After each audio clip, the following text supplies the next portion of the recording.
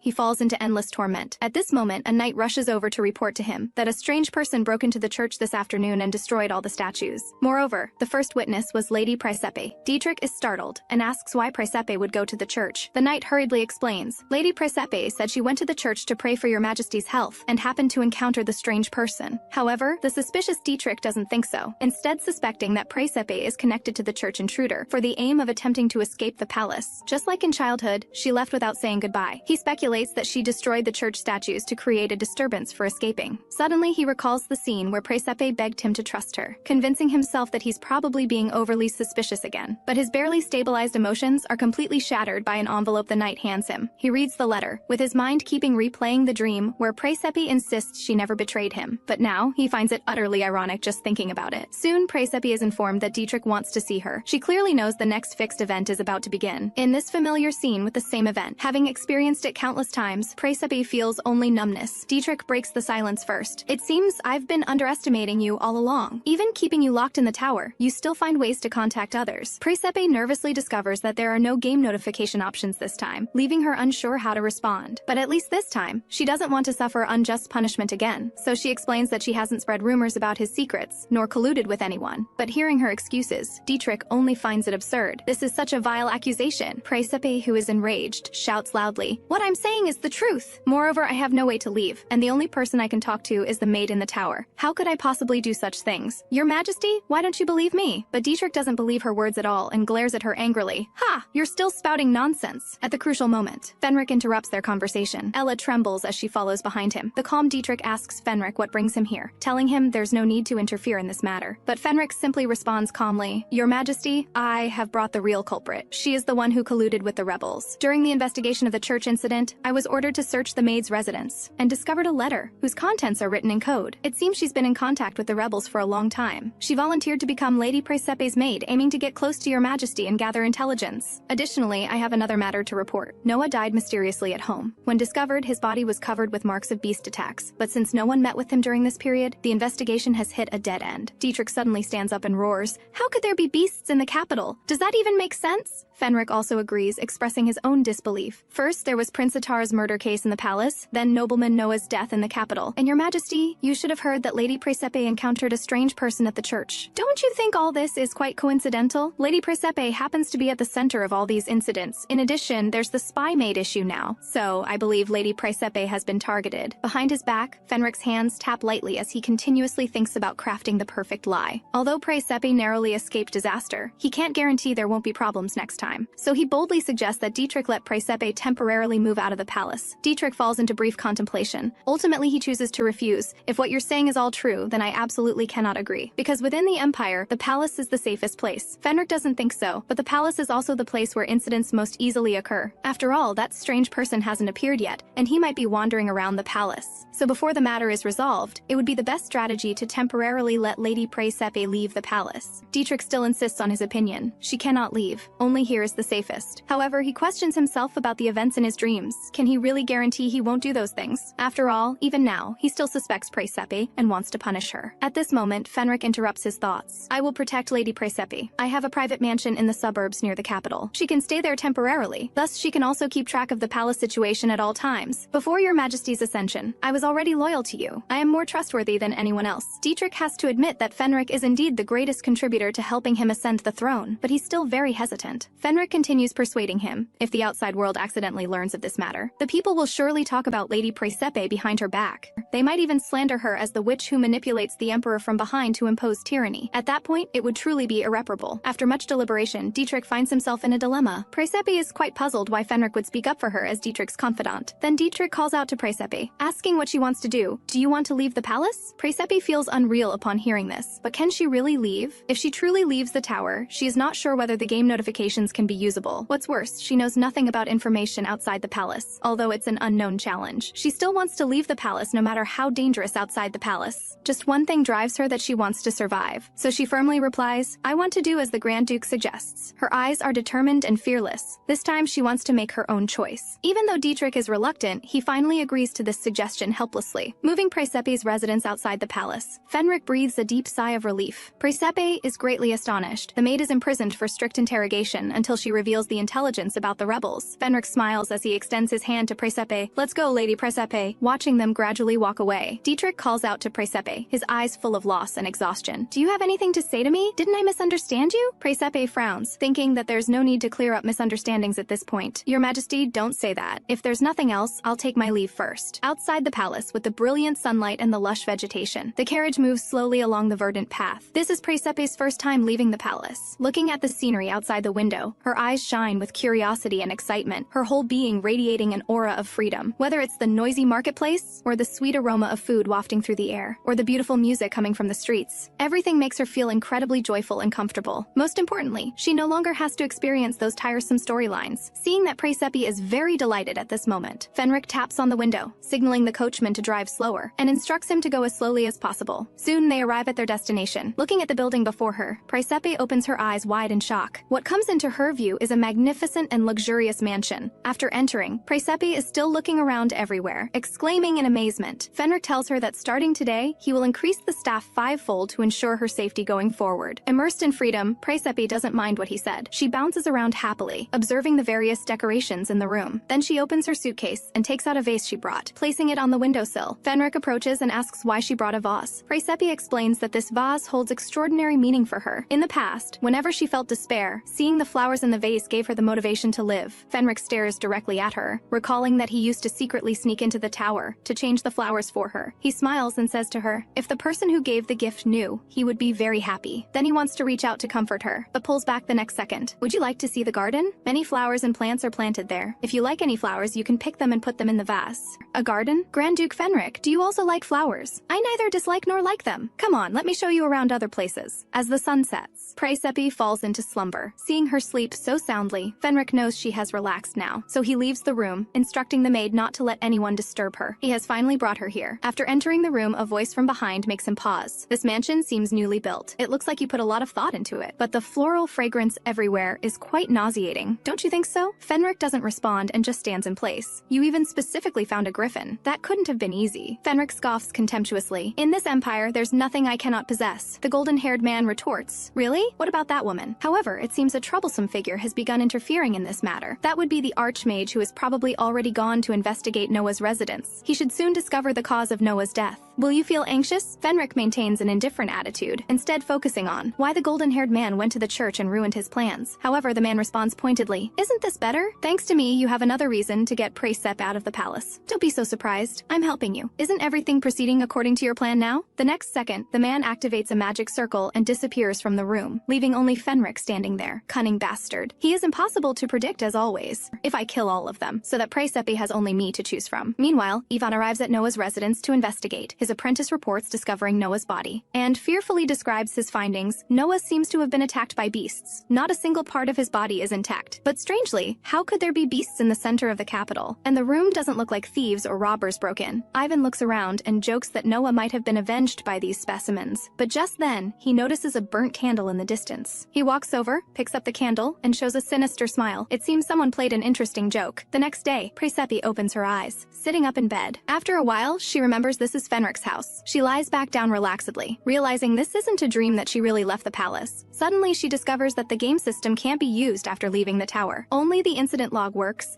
but it can only record past events, so she still can't know the real male protagonist's name. Then she notices a vase filled with flowers placed on the windowsill. Just as she wonders why there are flowers in the vase, a maid walks in and explains that His Grace put fresh flowers there last night. She introduces herself with a bright smile. Hello, Lady Pricepe. I'm Hannah. I'll be serving you from now on. If you need anything, please tell me anytime. Her unexpected care and enthusiasm leave Pricepe at a loss. Hannah excitedly asks, Lady Pricepe, did you sleep well last night? This is velvet bedding I carefully selected. Still unaccustomed to her enthusiasm, Pricepe hurriedly thanks her, wanting to stop the topic. Lady Pricepe, you don't need to be so formal when speaking. Please be more casual. Should I prepare a meal for you now, or would you prefer to bathe first? Pricepe awkwardly says she'd like to bathe first. Suddenly, Hannah hugs her tightly, excitedly expressing that she's always wanted to meet her. Being hugged tightly, Pricepe only feels bewildered. Meanwhile, in the northern magic tower of the Ataloya Imperial Capsule, Knight Commander Siegfried and Fenric are both invited here. The host of this place is none other than Archmage Ivan. The reason he invited them here is to investigate the two bizarre murder cases that occurred in the palace. Then Ivan throws out a plant. It's magical herb, an important component of the candle in Noah's house. Because it's so rare that few people know that it is also a kind of hallucinogen, known to induce a near comatose sleep. But for monsters, it's different. It can not only awaken sleeping monsters, but also temporarily bring dead monsters back to life. Therefore, Ivan suspects someone deliberately harmed Noah. More importantly, magical herb only grows in the Forbidden Forest, where it is forsaken by the gods and serves as the headquarters for monsters. Siegfried often has to venture into the Forbidden Forest to hunt monsters, so he's very familiar with that place. He murmurs, if that's the case, the perpetrator's identity is extraordinary. The murderer who can obtain monster specimens in the extremely dangerous Forbidden Forest must be exceptionally powerful. Ivan states that his investigation results are limited to this, and the rest is left to Siegfried to pursue. Suddenly, Siegfried says to Fenric, I heard Lady Pricepe encountered a strange person. It seems the priority should be investigating that person first. And since Lady Pricepe left the palace, His Majesty has been very upset. Hearing this topic, Ivan also curiously asks whether Lady Pricepe will return to the palace after the matter is resolved. As they continue discussing Pricepe, Fenric reveals murderous intent in his eyes, with the bulging veinsis in his hand showing his fury. That's hardly your concern. Why are you so curious about it? Fenric continues with a dark expression. Now it's unclear whether the intruder is in the palace or not, yet you're curious about whether Lady Pricepe will return to the palace. Siegfried shamefully lowers his head. Their immediate priority should indeed be investigating that intruder first. After ordering them to notify him if there's any progress in the investigation, Fenric leaves without hesitation, as he really doesn't stay here anymore, or he couldn't control himself from killing them all. On his way back, he falls into deep thought. Although he had anticipated this result, it's exactly as he expected. Even though he's already taken Pricepe out of the palace early, preventing them from seeing her, they still instinctively show interest in Pricepe, as if some invisible force draws them to her, but they don't even remember what they've done. Only Pricepe, who still has those memories, suffers alone. How long will this endless cycle of fate continue to torment Pricepe before it lets her go? Soon, Fenric returns to the mansion, noticing the figure ahead. He stares at her blankly. When Pricepe reaches out to touch the flowers, his mind flashes back to childhood that even she was covered in wounds, yet still reaching out to pull him up. She was clearly the one who most needed care. Recalling her tragic past, Fenric's eyes reveal pain. At this moment, Pricepe also notices he has arrived. Fenric approaches and asks if she's satisfied with this mansion. Pricepe replies that she's so satisfied that she relaxed too much and got up late. Really? I'm glad to hear that. There are many sights to see inside the mansion, so feel free to look around. His enthusiasm leaves Pricepe overwhelmed. Because she feels those are too precious for her, she never received such treatment even in the palace. Whether it's Fenric's kindness toward her or Hannah's affection for her, she feels she has nothing to repay them with. Fenric gently comforts her. It's not necessary. As long as you can be happy here, that's the greatest reward for us. Pricepe is surprised by his words, as she never thought she deserved such treatment from others. Fenric gives her a firm and warm answer. No, you do deserve it. It might seem like a small thing to Lady Pricepe, so you don't remember, but someone might have been able to survive because of your help. Hearing this, Pricepe is completely puzzled and asks if he also has such an experience. Yes, I was born a commoner after all. I don't know who my parents are. I spent every day begging and getting beaten. I had no hope for life because I knew I might starve to death on the streets at any time. Until something happened when I was 13 that changed my life. Pricepe had thought he was of noble birth because he seemed so unapproachable. She didn't expect he also had such a tragic past, so she smiles and comforts him. Having endured such hardship in the past, you still persevered and achieved what you have today. You're truly amazing. However, she doesn't know that without her, he might never have been able to escape that dark alley. Returning to her room, Pricepe thinks about the recent scene and feels Fenric's reaction was a bit unusual. But now isn't the time to think about this. She must start figuring out the current situation, because the game has an ending date, also known as the Day of Choice. On that day, she must choose a male protagonist and confirm whether she has achieved a successful ending or not. The key is that the affection level must reach 100%. If any part goes wrong, it will end tragically. But she still doesn't know who the real male protagonist is. At this moment, she suddenly realizes what she's overlooked. That would be the game tutorial. If the male protagonist isn't someone from the palace, then the only remaining clue would be there. From when Pricepe was 10 years old until the age of 15, fine, the game tutorial explains everything. It's just that she only saw it once when she first transmigrated. She vaguely remembers the game tutorial ending on the day her mother was about to be executed when she was 15. Her mother seemed to have told her something before dying, but she completely can't remember what her mother said. If the real male protagonist is someone outside the palace, she definitely can't figure it out on her own. Suddenly, she thinks that perhaps there's someone who can help her. Then she goes to find Fenric, but the sight before her makes her gasp in embarrassment, because he stands bare-chested, as he changed clothes. Praesepe immediately turns around shyly and quickly apologizes, saying she'll come back later. Fenric grabs the door that's about to close. It's okay, you can come in. What do you need, Lady Praesepe? Praesepe explains she came to borrow a map from him. Fenric pauses. A map? She makes an excuse that she was locked in the tower before, so she's curious about the outside world. Fenric expresses his understanding and says he'll take her to get one tomorrow morning. Praesepe suddenly notices strange tattoos on his body. Fenric explains it's a tree, and he personally tattooed every leaf. Whenever something painful happens, he tattoos a leaf. Only in this way can he never forget the pain she suffers after she was killed countless times. Praesepe is attracted by his tattoo and praises how pretty it is.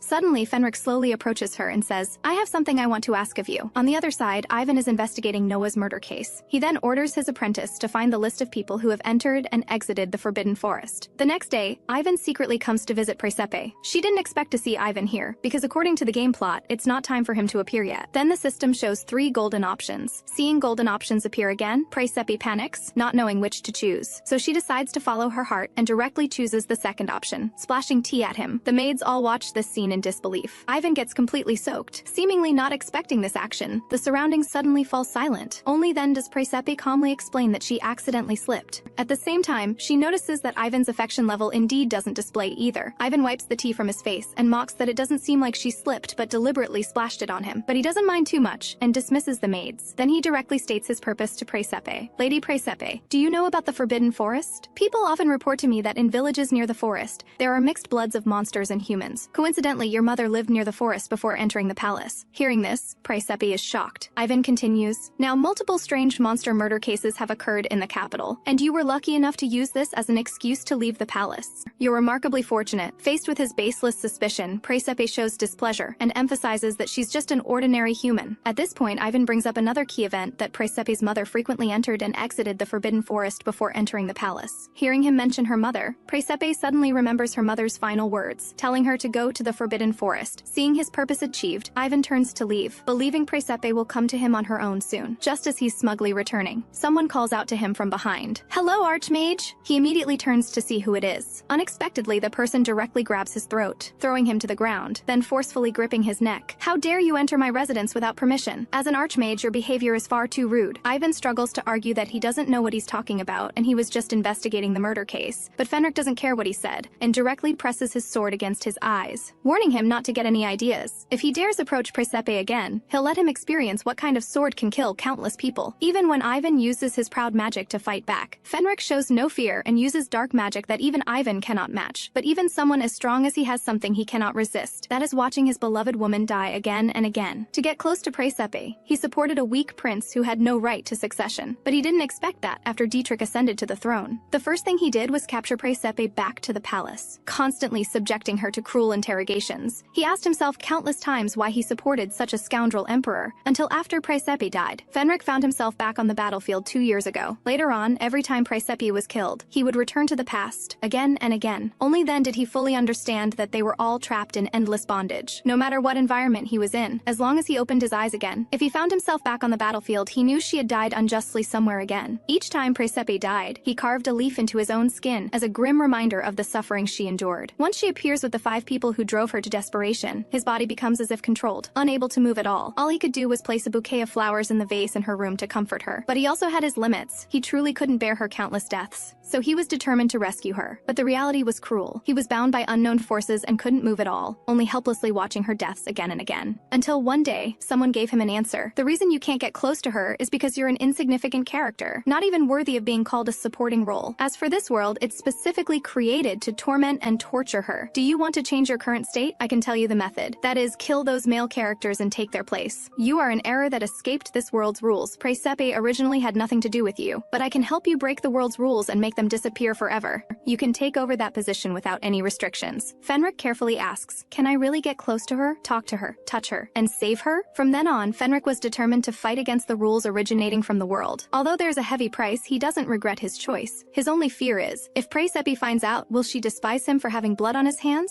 But even if it comes to that, it doesn't matter. As long as he can stay by her side, that's enough. Coming back to his senses, just as Fenric is about to kill Ivan, his apprentice suddenly runs over. Fenric also has no intention of continuing the attack. Ivan, who barely kept his life, remains unrepentant and trembles with rage. So after returning to the magic tower, he begins analyzing the current situation. Looking across the entire continent, he's never seen magical power comparable to Fenric's. Only the legendary Demon King has such strength. But the truth that Fenric is a human being is definitely correct. Instead, Praesepe might be a mixed blood of monster and human. Everyone who has met her dies mysteriously, and monsters appearing in the capital center is all because of her. Thinking of how rare it is for monsters to appear in the capital, the magic tower must also have related records. Perhaps he can find clues about the mixed bloods. After rummaging through everything, an ancient scroll catches his attention. It is a book of prophecies, and it also provides a way to prevent Fenric from continuing to stay by Praesepe's side. Meanwhile, Praesepe slowly awakens from her dream. She stretches and sighs contentedly. Ah, what a good sleep. But she doesn't expect Fenric to be behind her. Her heart immediately races as she asks when he sat there. Fenric stands up and explains, I saw you were sleeping so soundly, so I didn't wake you. Since you're awake, I'll leave first. Praesepe hurriedly explains she doesn't mean to drive him away, so she instinctively reaches out with both hands and firmly grabs Fenric, who's about to leave. She shyly stammers, You can. Stay here, it's okay. Fenric is stunned and sits back down. They fall into brief awkwardness. Then Fenric mentions yesterday's incident with Ivan visiting the mansion. I heard yesterday the Archmage Ivan gave you quite a fright. It's my fault. I will continue to strengthen the guards. Praesepe quickly waves her hands, indicating he shouldn't blame himself and she's fine. Then she hesitates whether she should tell him about her conversation with Ivan. Ultimately, she decides to speak up, but she only mentions that Ivan can help her investigate her mother's identity. She doesn't mention that she might be a mixed blood. After hearing her account, Fenric is furious, regretting that he didn't kill Ivan directly at the time. Then he anxiously asks what Praesepe thinks, and whether she wants to go to find Ivan. Noticing her hesitation, Fenric begins to worry that if Praesepe just wants to escape the palace, perhaps Ivan is more useful than him, because he could easily transport people to other countries with just a spell. But Praesepe smiles brightly and firmly says, No, I want to stay here. With you and Hannah here, I can sleep peacefully. Fenric freezes for a while. Only then does he remember that Praesepe knows everything about the danger of Ivan. Fenric shows a happy smile. That's really wonderful. I'm glad. Seeing his smile, Praesepe can't help but blush. Her heart also pounds rapidly. Then Fenric mentions that the day after tomorrow is the founding festival, asking if Praesepe wants to attend. To be honest, he's unwilling to allow her to attend in his heart, but if he really did that, he'd be no different from those who hurt her. Although Praesepe really doesn't want to go. The royal family only holds a few major events each year, thus there aren't many opportunities for so many people to gather together, and perhaps the real male protagonist will also appear. So she says without hesitation that she wants to go. Fenric sighs helplessly. At this moment, Praesepe extends an invitation. Your Grace, will you go together? Because I'm still a bit scared to go alone. Can you accompany me? He stammers. Of course, I'm willing to accompany Lady Praesepe anyway.